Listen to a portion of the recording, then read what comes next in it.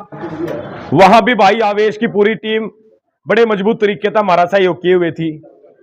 चाहे खाद के मुद्दे पर पानीपत जिले में हमने डिप्टी डायरेक्टर एग्रीकल्चर को उसके बाद धरना प्रदर्शन करके उसको समझाया, उसको चेताया हो, तो वहां भी आवेश भाई बड़े मजबूत तरीके से हर जगह अपने किसान कौम के लिए, अपने किसान समाज के लिए खड़ा मिला है। आप तो हमसे बड़े बुजुर्ग हो, आपको हमसे ज्यादा जानकारी होगी। जब देश आजाद हुआ, देश आजाद होने के बाद 1955 में 1960 में देश की जीडीपी में हमारा योगदान, किसानों का योगदान 55 से 60% होता था।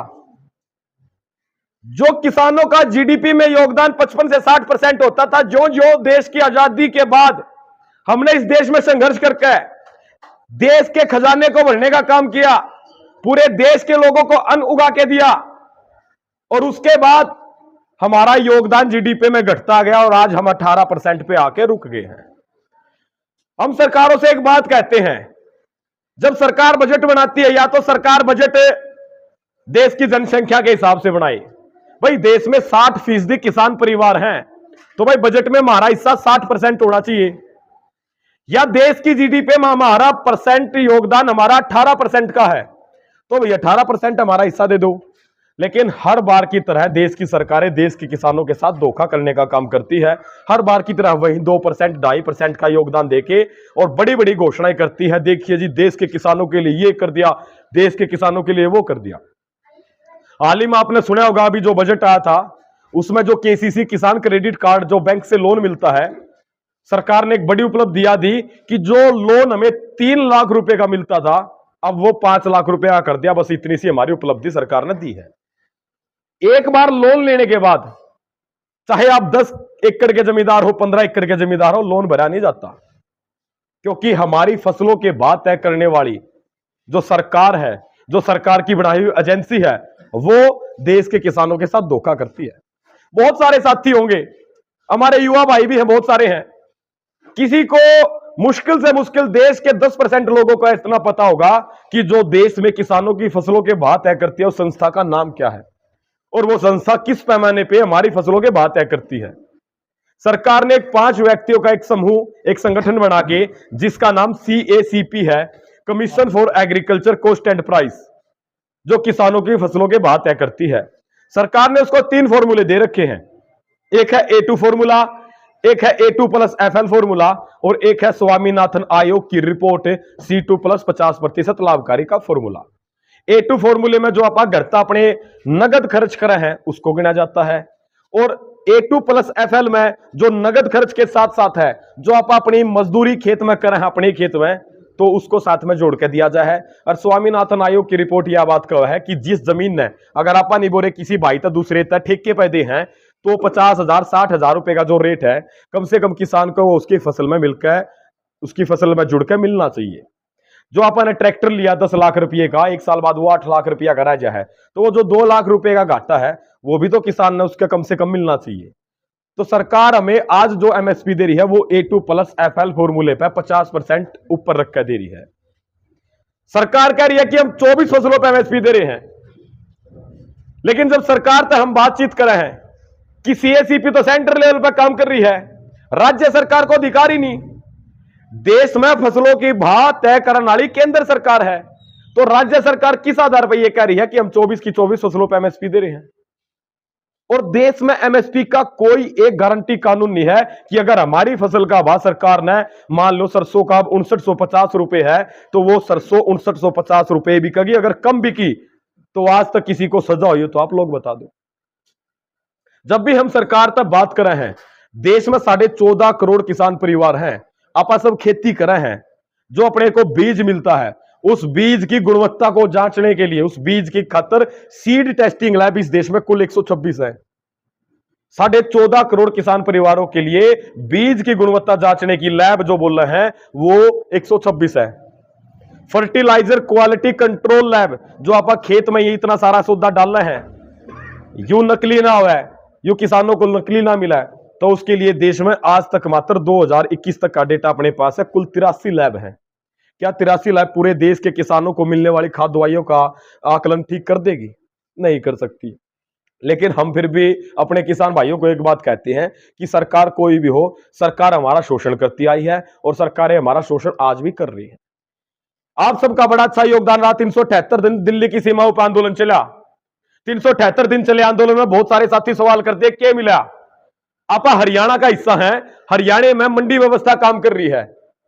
उन मंडी व्यवस्था की बदौलत आज आपा ने एमएसपी मिलने में सबसे ज्यादा सहायता होती है। हम बिहार गए, बिहार में बिहार के किसान नेताओं से, बिहार के किसानों से जब बात की तो पता चला कि बिहार में बिहार कृषि उपज अधिनियम 1960 सन 1960 में बिहार में एक अधिनियम बना था जो किसानों की फसलों को खरीदने के लिए सरकार को जिम्मेदारी देता था। नीतीश जी की सरकार ने 2006 में वो कानून खत्म कर दिया और 2006 के बाद बिहार के किसानों के जो हालात हुए हैं, जो अपने खेतों में काम करने आते हैं वो 3-3 4-4 एकड़ के किसान हैं। आपा अपने यहां तक कोई जाता है बिहार में 3-4 एकड़ का किसान, कहीं भाई वहां जीरी लगाने जा रहा हो या कहीं फसल की कटाई करने जा रहा हो, कोई नहीं जाएगा। क्योंकि आपा हरियाणा में, पंजाब में जो मंडी व्यवस्था काम कर रही है वो मजबूत तरीके से हमारी फसला के बाह हमने दिला रही है। वो आंदोलन हमने जीता, लेकिन उस आंदोलन में एक अधूरी मांग थी एमएसपी के गारंटी कानून की। सरकार जो हमारी फसला के भाव तय कर रही है, कम से कम वो भाव किसान को मिले, इस बात की गारंटी दो।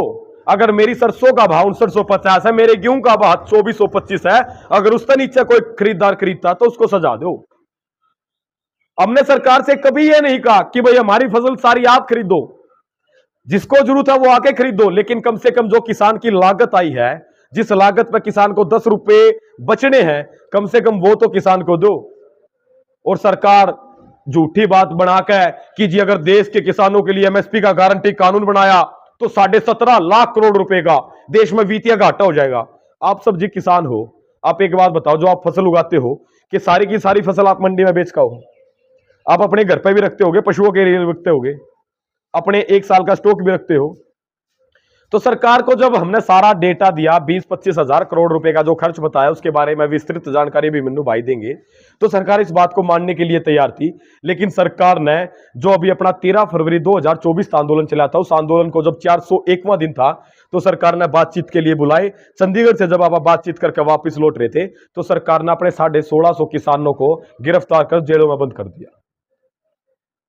तो हमने वो लड़ाई भी आज भी जारी है और उस लड़ाई पर आज भी आप लड़ रहे हैं। आज देश की केंद्र सरकार धर्म के आधार पर राजनीति ज्यादा करती है। अभी जून में इंग्लैंड के साथ हमारा समझौता है, फ्री ट्रेड एग्रीमेंट। जो हम यहां तक सामान भेजेंगे वो कोई टैक्स नहीं लगाओगा और जो वहां तक सामान आओगा वो कोई टैक्स नहीं लगाओगे। यहां तक जाने वाली चीजें हैं, इलेक्ट्रिक का सामान बता दो आप में तो कितने की इलेक्ट्रिक का सामान बनाओ और कितने वहां बेच दोगे, उसका हमारे तक कोई लेना देना नहीं। उसमें फायदा होगा बड़े बड़े उद्योगपति आ गए। लेकिन जो इंग्लैंड तक अपने देश में आओगा, पहले नंबर पर होगी चॉकलेट और दूसरे पर होगी प्रीमियम वाइन, महंगी शराब। बस इतना फायदा होगा कि महंगी शराब आकर अपने देश में थोड़ी बहुत आकर सस्ती हो जाएगी और शराब पीकर सारी बातें, सरकार का उद्देश्य ही होगा कि आप पढ़ाई लिखाई छोड़कर, सारे मुद्दे छोड़कर अच्छी क्वालिटी की शराब पियो।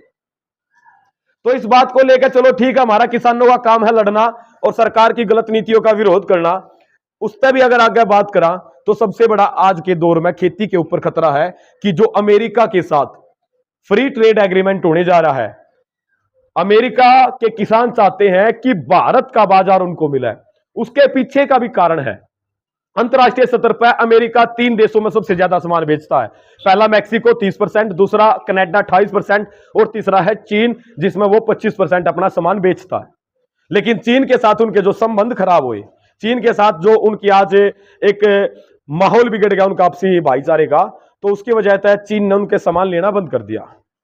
अब अमेरिका को चाहिए कि वो अपने किसानों की मांगों को पूरा करने के लिए किस देश ने चुना, उनके पास एक ऑप्शन है भारत।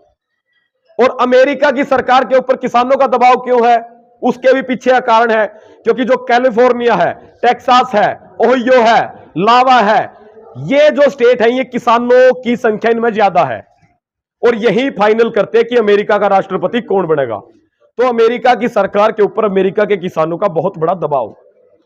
अमेरिका के किसान और अमेरिका की सरकार चाहती है कि भारत का पोल्ट्री सेक्टर, जिसमें आपा हैचरी ने, लेयर ने, बॉयलर ने रखा है, जो आप मुर्गा पालन करा है, यू और डेयरी सेक्टर जो आप दूध पैदा कर रहे हैं पूरे वर्ल्ड में पहले नंबर पर है, जिससे 8 करोड़ किसान जुड़ रहे हैं।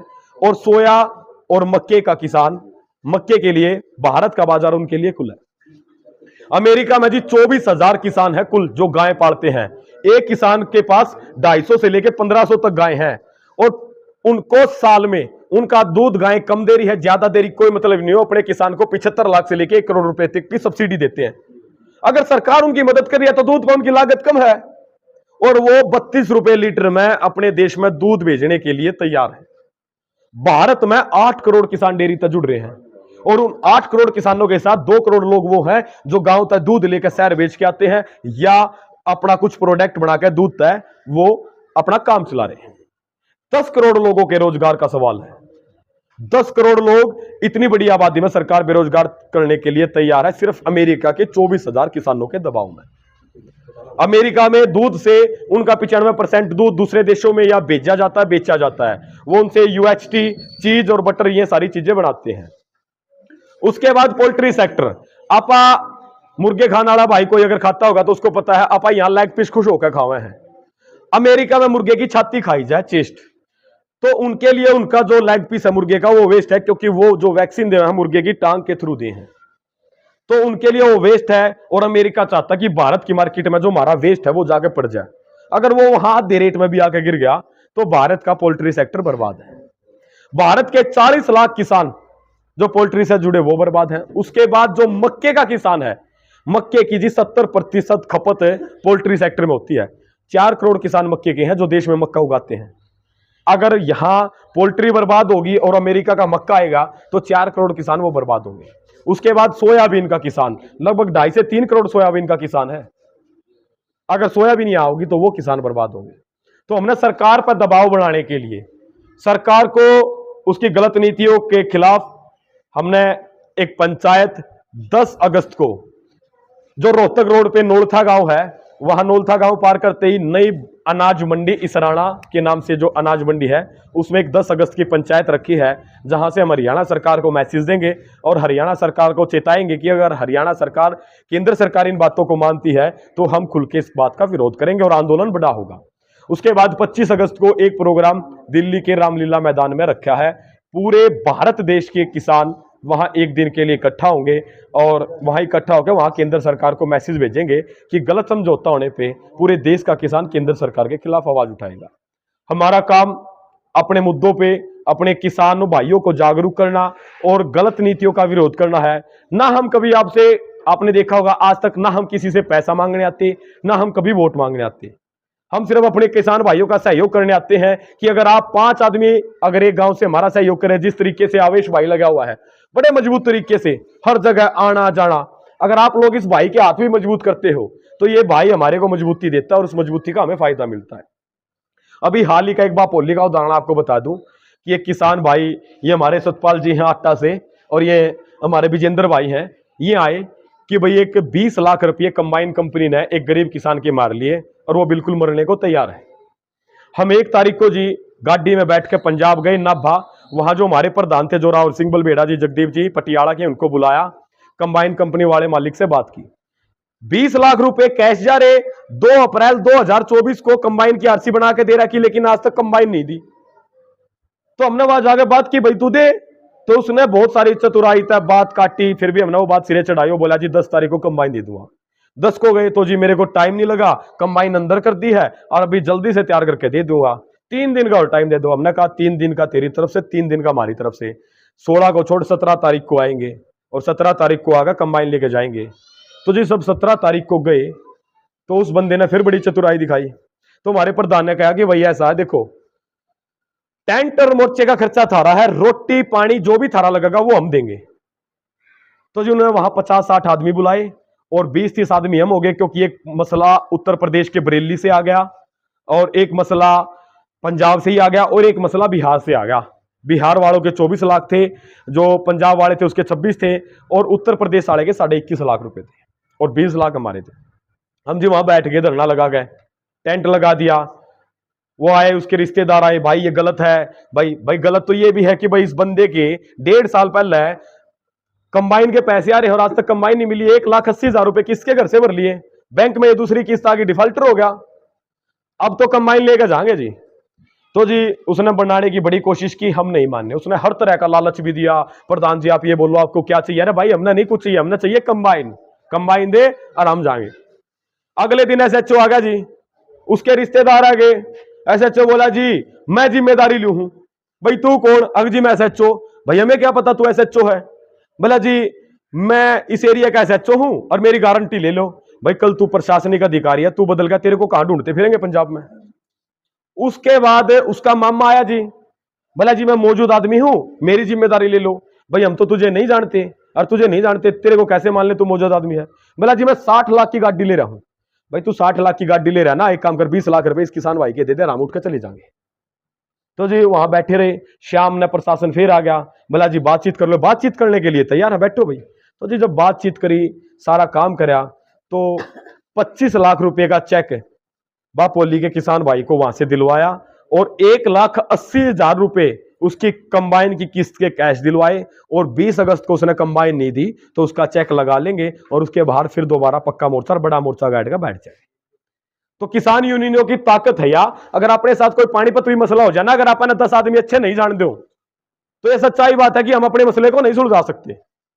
और एक कहां पंजाब है, कहां मध्य प्रदेश है, अगर किसी किसान भाई को दिक्कत है तो यूनियनों का जुड़ेगा ही फायदा होगा कि हम एक दूसरे किसान भाई की मदद कर सकें।